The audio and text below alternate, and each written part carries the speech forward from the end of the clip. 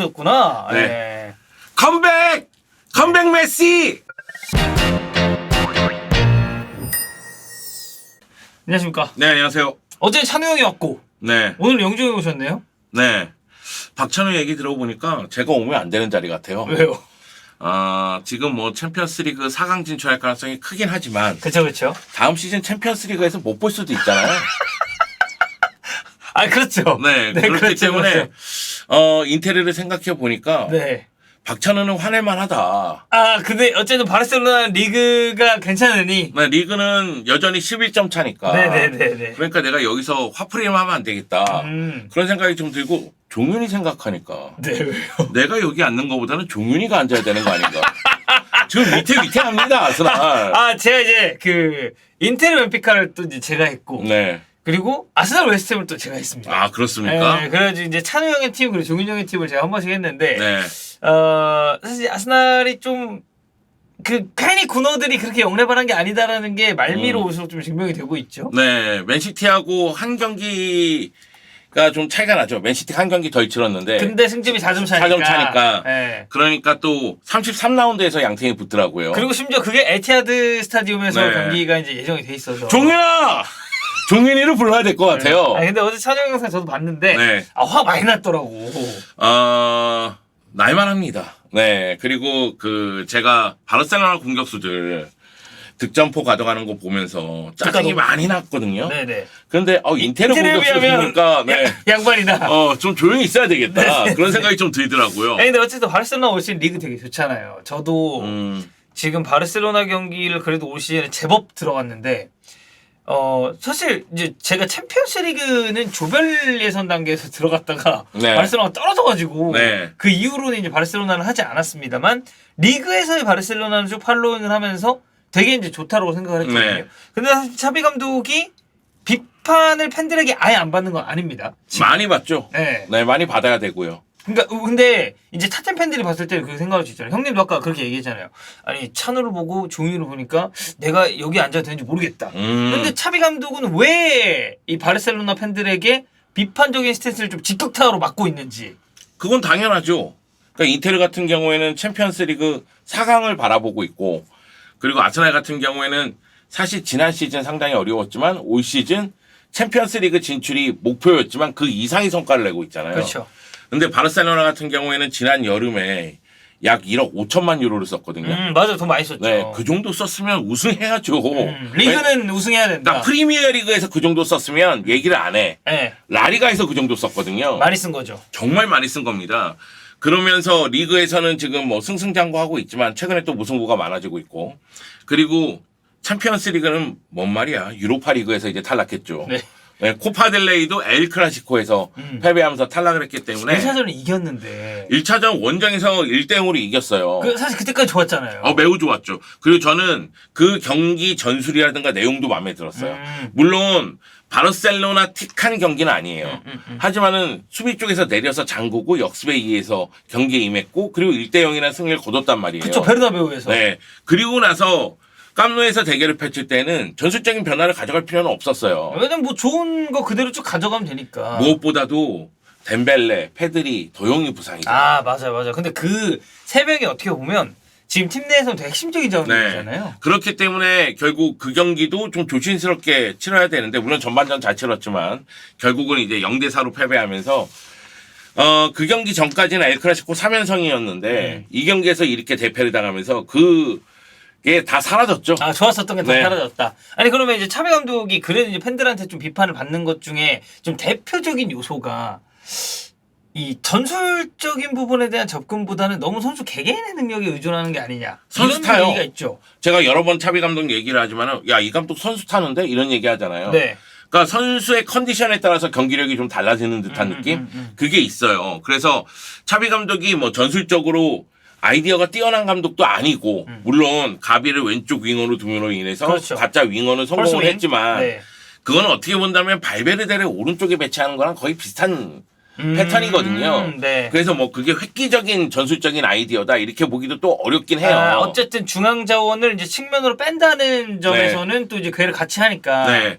그런 측면에서 봤을 때는 차비 감독이 전술적인 능력이 좀 떨어지는 건 아닌가 그런 생각이 들어요. 사실 최근 3경기에서 2무 1패인데 이 최근 3경기 성적이 안 좋은 것도 이해는 됩니다. 아까 네. 전에 얘기한 덴벨레, 페드리, 더용이 없으니까. 부상은 없으니까. 그 이 3명이 없으면 레반도프스키가 더 많이 고립돼요. 그러니까 페드리가 뒤에서 지원해주고 덴벨레가 측면에서 지원해주는 게 있는데 더용도 사실 전지성이 강한 네. mid필더니까. 그게 안 되니까 레반도프스키가 물론 레반도프스키의 폼도 많이 떨어져 있지만 레반도프스키가 고립되는 경우가 많거든요. 그러다 보니까 레반도프스키도 지금 득점포로 가동하지 못하고 있고 그러다 보니 바르셀로나가 최근 3경기에서 무득점인 상당히 희한한 상황을 지금 맞이하고 있는데요. 그리고 사실 뭐 이게 코파델레이를 포함을 해도 차비 감독이 토너먼트에서는 지난 시즌부터 지금 쭉 약세잖아요. 어떻게 보면. 네. 그러니까 차비 감독을 욕하는 이유는 첫 번째는 전술적인 아이디어가 부족하고 두 번째는 토너먼트 고자라서 그래요. 네, 왜냐면 저는 지난 시즌에 프랑크푸르트전은 어떻게 보면 좀 참사라고 봅니다. 네. 왜냐면 그건 저는 구단 측의 대응이 좀 미숙한 점도 있었다고 봐요. 원정 팬이 25,000 저는 말이 안 된다고 생각해서 그래서 뭐 이제 그 경기를 차치하더라도 올 시즌도 이렇게 너무 일찍 여정이 마감이 됐으니까. 네. 스페르코파에서 우승을 하긴 했지만 그러면서 토너먼트에서도 이제 힘을 좀 발휘하나 이런 생각이 있었는데 결국은 유로파리그 16강 플레이오프에서 메뉴 만나서 떨어졌죠. 그렇죠. 아 단군. 아씨. 바르셀로나 다운. 아직도 계속 네. 맴돌고 있어. 그날 하이라이트였습니다. 네.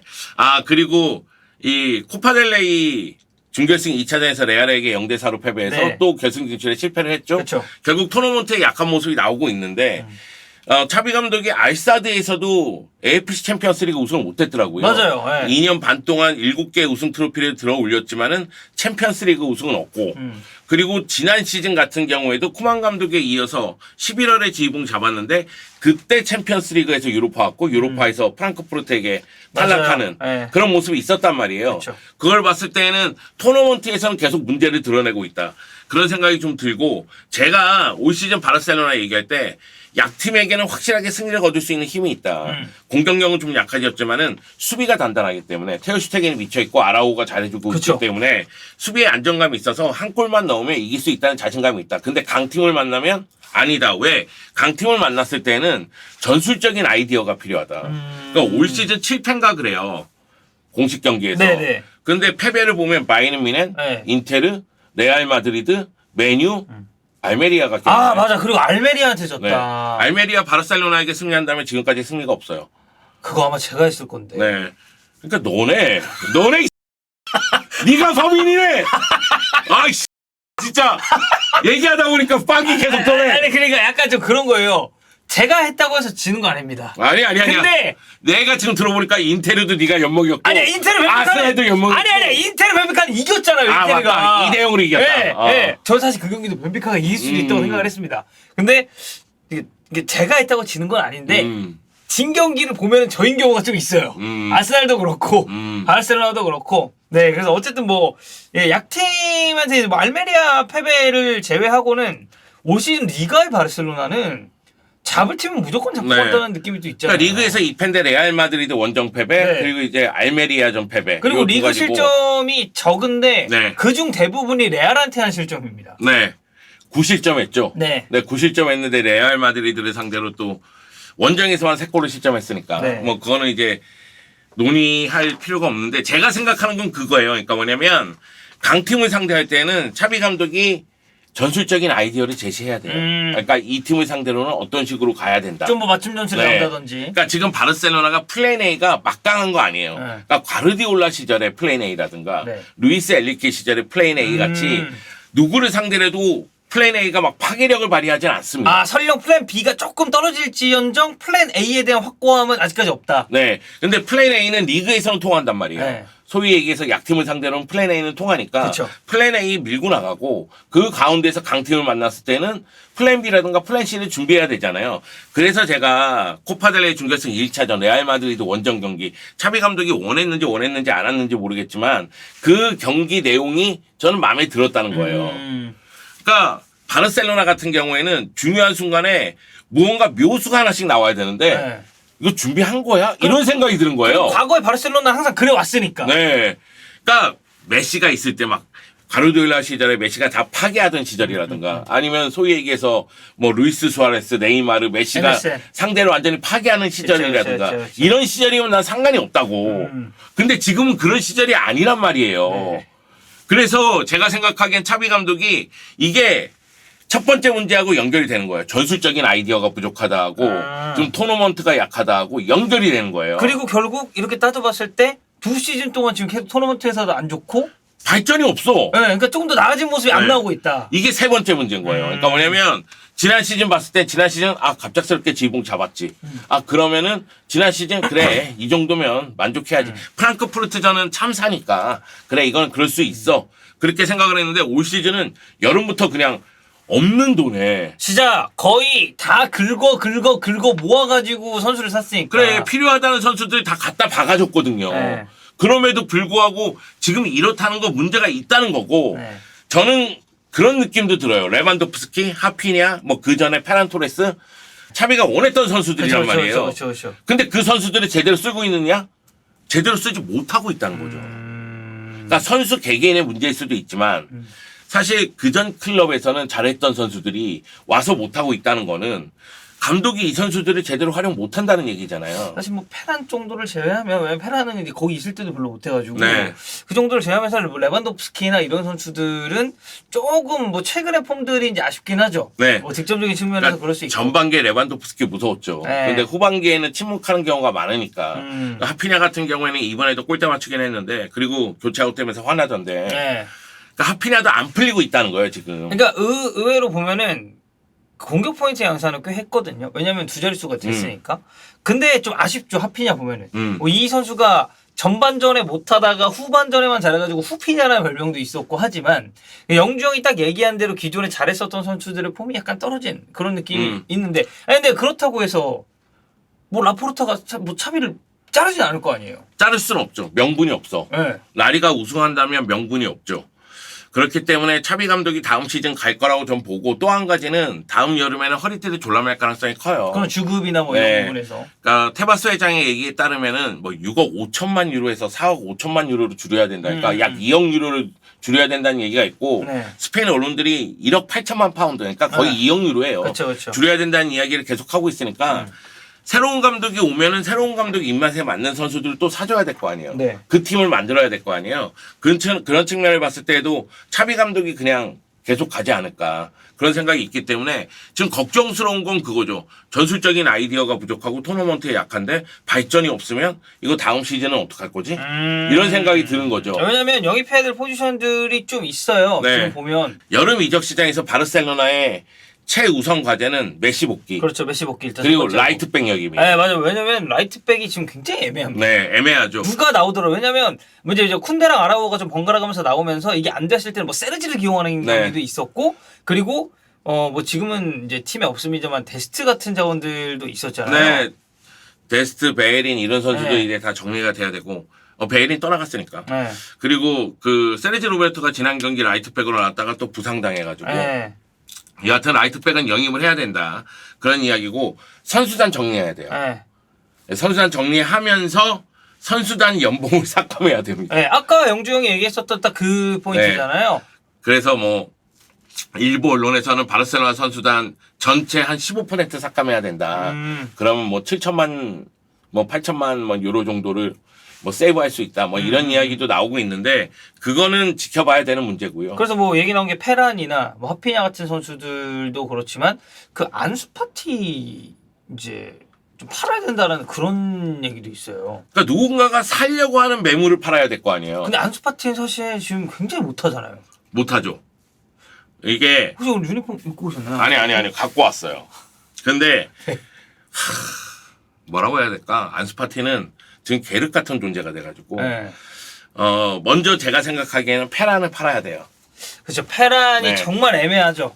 지금 지난 경기 한번 복귀해 보세요. 지난 경기 보면은 최전방에 레반도프스키고 오른쪽에 하피냐고 왼쪽에 발데가 나왔어요. 네. 그 얘기는 안수파티도 못 믿겠고 네. 페란도 못 믿겠다 이 얘기예요. 차라리 공격적으로 좋은 네. 수비수지만 발대가 낫다. 네, 그렇게 생각한 것 같은데 근데 이제 안수파티에게 문제점이 있다면 일단 지금 부진해요.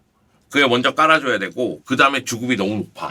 그 활약상에 비해서. 네, 이게 왜 그러냐면 바르셀로나 입장에서는 차기 넘버 10이기 때문에 네. 향후 팀을 이끌어갈 선수라고 생각해서 계약을 했을 때 상당히 높게 계약을 했거든요. 그래서 주급이 너무 높아요. 그 가운데 안수파티 입장에서는 이거는 뭐 보도에 따른 건데 지금 자신이 부진한 거는 차비 감독이 출전 시간을 보장해주지 않기 때문이라고 생각한다고 그거 해요. 관련된 이제 그 광명 지부장의 스탠스는 네. 뭐죠? 미친 거죠. 네, 이런 활약을 하면서 지금 출전 시간을 보장해달라는 것 자체가 네. 웃긴 거죠. 그런데 그건 맞아요. 안수파티가 재능 중에 재능이기 때문에 그냥 내보내기에는 너무 아쉽죠? 아쉽죠. 네. 네, 후배는 유니폼도 A에 있단 말이에요 지금. 아, 그럼요. 보여주세요. 네. 일단 바르셀 이때 제가 지금은 아마 재고가 많겠지만 이때 제가 이 유니폼을 살 때 진짜 이 매장에 이 사이즈 딱 하나 있었습니다. 아, 좋아. 네. 안수파티가 바르셀로나 역사상 넘버 10 중에 유니폼이 가장 안 팔린대요. 그 중에 하나를 네가 사갖고 온 거야. 하긴 제가 그때 마킹 네. 누구 할 거냐고 물어보길래 안수라고 했거든요. 그랬더니 이러더라고요. 레반도프스키가 아니라. 왜냐면 레반도프스키가 그때 엄청 불티나게 팔렸었으니까. 그래서 저는 뭐 유니폼도 갖고 있고 네. 안수파티에 대한 기대감이 있지만 후배들에게 라민 야말이라고 있어요. 아, 네네네네. 지금은 2007년생이라서 엄청 어린 선수죠. 네, 15세예요. 사실 가비도 어리다고 얘기하는 마당에 가비보다 3년을 더 늦게 태어난 선수니까. 근데 왼발 윙포워드인데 네. 주로 이제 오른쪽에서 뛰긴 하지만 테크닉, 득점력 그리고 패스 능력 다 보유하고 있거든요. 지금 15세인 선수가 스페인 19세 이하 대표팀에서 뛰고 있어요. 그래서 이 선수를 오히려 키워야 되는 건 아닌가? 이런 생각이 좀 드는 거예요. 좀 왜냐면 많이 어린 선수긴 하지만. 차비 감독도 이 선수를 A팀 훈련에 참가시켜고 다시 후배들로 내려보내고 뭐 이런 경우가 있어요. 네. 그래서 지금 안수파티가 이렇게 부진하면 차라리 안수파티를 좀 이적시키고 뭐 적당한 금액 재정적인 문제도 네, 있으니까 네, 지금 네. 뭐 프리미어리그의 팀들이 안수파티를 노린다고 하니까 왜냐면 계약 기간이 아직 27년까지라서 좀 남아 있거든요. 네. 그래서 라민 야마를 키우는 건 어떤가 그런 생각이 좀 드는 거죠.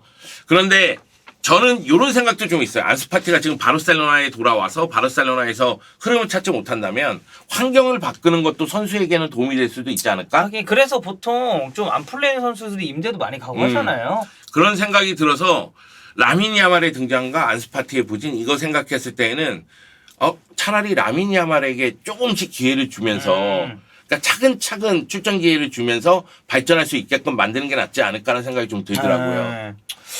이게 왜 그러냐면 사실 바르셀로나가 재정적으로 문제가 없으면 같이 가고 싶어요. 아, 그렇죠. 근데 지금 어쨌든 얘기한 대로 허리띠를 좀 졸라매야 되는 상황이고. 근데 페란 보내야 되고 안수파티, 하피냐 이런 선수들 생각했을 때에는 페란은 반드시 보내야 되고 안수파티는 하페냐도 그래도 조금 지켜봐야 되지 않을까요? 근데 이제 저희의 영혼이 메시. 네. 그렇죠. 예. 메시가 돌아온다면 또 네네. 아, 유니폼 오늘 뭐 다 가져오셨구나. 네. 예.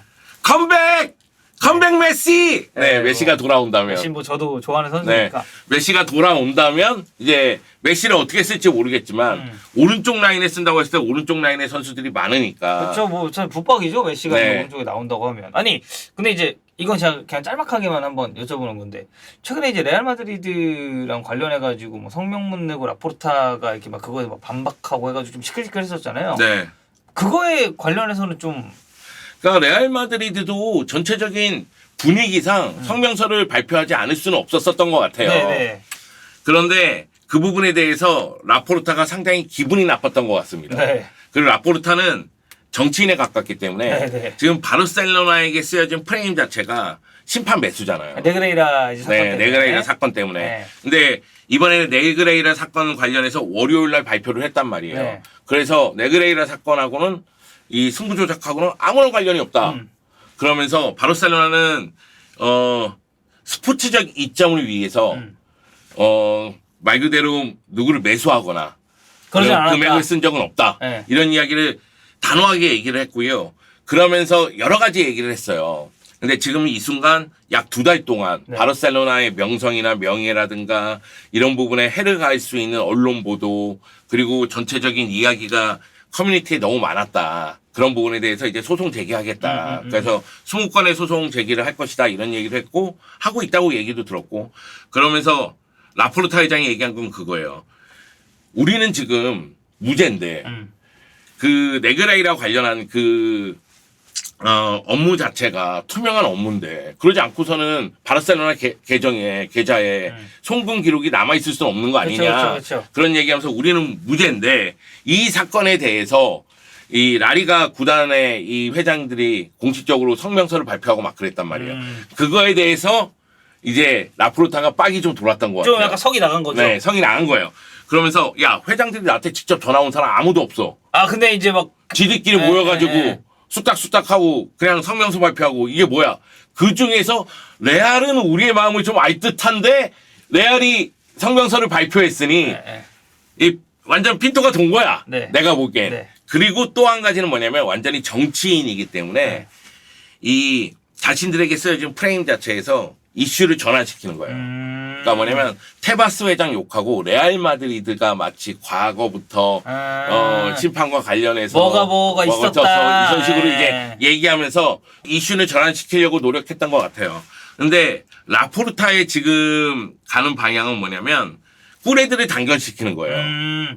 그러면서 오히려 외부의 적을 만드는 거거든요. 아, 그런 방법을 쓰는 케이스가 또 많으니까. 네, 많으니까. 근데 이런 거는 일단 꿀애들은 단결이 되겠지만 네. 과연 얼마만큼 효과가 있을지 모르겠고 사실 이렇게 얘기하는 것도 중요해요. 네그레이라 사건에 대해서는 회장이 단호하게 얘기하는 게 저는 중요하다고 생각해요. 왜냐면은 네그레이라 사건 하면 다들 그냥 심판 매수라고 생각하니까 그게 아닌데 그렇죠. 심판 매수라고 생각하니까 회장이 단호하게 얘기하는 건 좋은데 경계의 신경을 좀 썼어야죠. 네. 토너먼트에서 좀 더 잘했어야 네. 됐다. 차비 감독과 얘기를 좀 해봐. 그렇게 단호하게 차비 감독에게 얘기하라고. 그래서 챔피언스리그 또 올라가고 그랬어야 되는데. 지금 클럽 재정이 이 모양인데 지금 유럽 대항전에서 탈락한 거 봐봐. 아니 내가 라포르타면 차비 감독에게 굉장히 단호하게 얘기했을 것 같아요. 정신 차려. 1억 5천만을 투자했어. 우리 이러다가 다 죽어. 우리 다 죽어. 이렇게 얘기했을 것 같은데 네. 제가 생각하기에는 일단 라포르타는 네그레이라 사건부터 잠재워야 되겠다 이렇게 생각한 것 같습니다. 네. 뭐 어쨌든 라리가는 또 잘하고 있으니까 네. 올 시즌 끝나고 나서 이제 또 영주 형의 표정이 또 아마 뭐 라리가 우승은 좋을 거예요. 네. 근데 다음 시즌에 바르셀로나가 좀 궁금해지긴 합니다. 지금 11점 차로 앞서 있긴 한데 최근 2경기 연속 무승부를 보면서 네네. 야 얘네들 또 삐끗하는 거 아니야 이런 불안감도 좀 생겼어요. 아틀레티코 마드리드전 저와 함께 하시면 됩니다. 바르셀로나 아틀레티코 마드리드 이번에 붙고 네. 이번에 다 돌아옵니다. 제가 합니다. 준비. 덴벨레, 페드리, 더용이 돌아옴에도 불구하고 네. 승리하지 못했다? 너야 이 네. 범인은 너야. 안녕. 감사합니다.